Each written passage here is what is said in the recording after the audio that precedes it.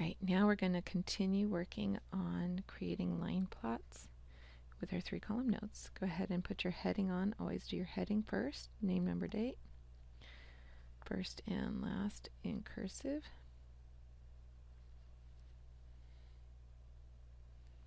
Remember to write down the date you are working on these notes, not necessarily the date I'm writing. Our subject is math. All right, so for this first chart, it says Mrs. Jones recorded the amount of hours students spent reading for homework each night. So our scale is hours spent reading. And it looks like our unit of measure is 1/4. So we're looking at increasing by fourths. Our least amount is 1. So we're going 1 1/4. And then 1 2/4, which is the same as 1 1/2, because 2 is half of 4. 1 3/4. And 2, because 4/4 is 1 whole. 2 1/4. 2 2/4, which is the same as 2 1/2. 2 3/4. And 3. Or 2 4/4, which is another whole. Title could be Reading for Homework. And each X is going to represent one student. So we have 3 students who read for 1 full hour. So we put 1, 2, 3 X's. We have 1 student who read for 1 1/4 hour, or 1 hour 15 minutes. We have 2 students who read for 1 1/2 hours. So 1 hour 30 minutes.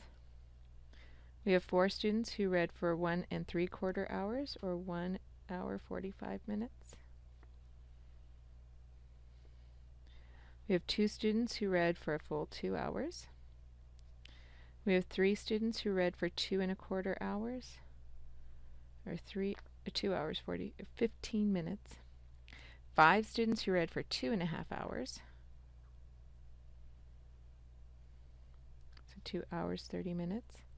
We have 2 students who read for 2 3/4 hours, or 2 hours 45 minutes, and 4 students who read for a full 3 hours. So the line plot isn't that challenging to make, but making sure your scale is correct can be where the challenge is. So we had to go up by fourths, but our information, we had a half here instead of 2/4. So we have to be able to simplify those to make it a little easier to make those line plots. Okay, here, Mr. Johnson asked his students to share how many hours they spent surfing the internet. He recorded the data below. So the scale is time spent surfing or searching the internet. That is the scale we're looking at. And it looks like I see eighths for denominator. So we're going to look at 1/8 as our unit that we're dealing with.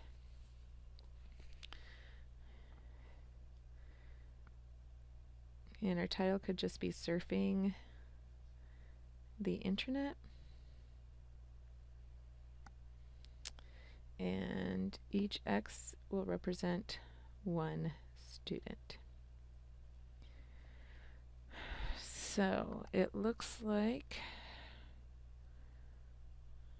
our smallest amount is 1 2/8.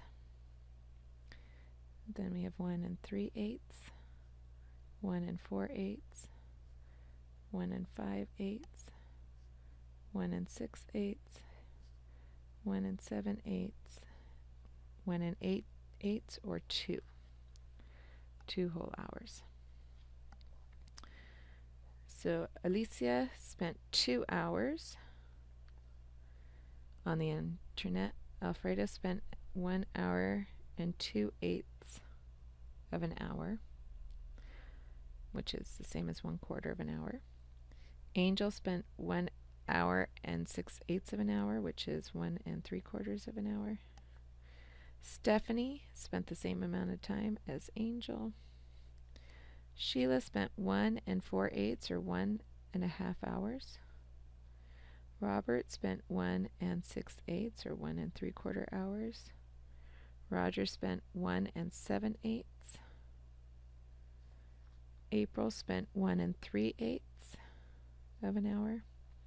Isaiah spent 1 6/8 or 1 3/4 hours. Maria spent 1 5/8. Kimberly spent 1 3/8. Alana spent 1 5/8. And Jose spent 1 5/8. So we have 1, 2, 3, 4, 5, 6, 7, 8, 9, 10, 11, 12, 13 students. 1, 2, 3, 4, 5, 6, 7, 8, 9, 10, 11, 12, 13 X's. So you can see which one happens most commonly, most frequently. All right, last one. Mr. Allen's class is trying to beat Ms. Smith's class in memorizing math facts. The students have recorded the amount of hours spent studying since the challenge started 2 weeks ago. So our scale is number of hours studying. And it looks like I see half. So our increments are going up by 1/2.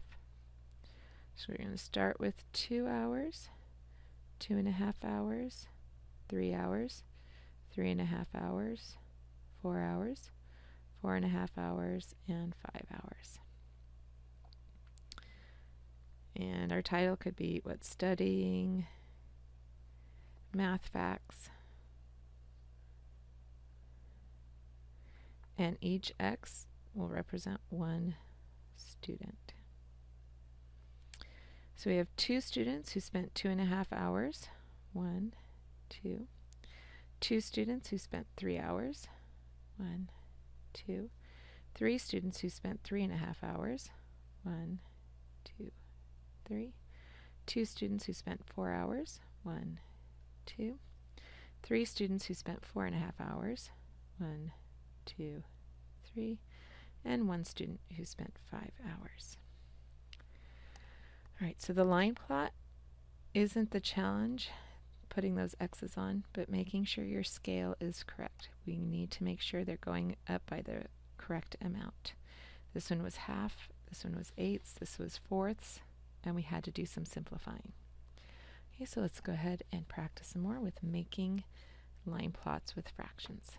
Thank you for joining me.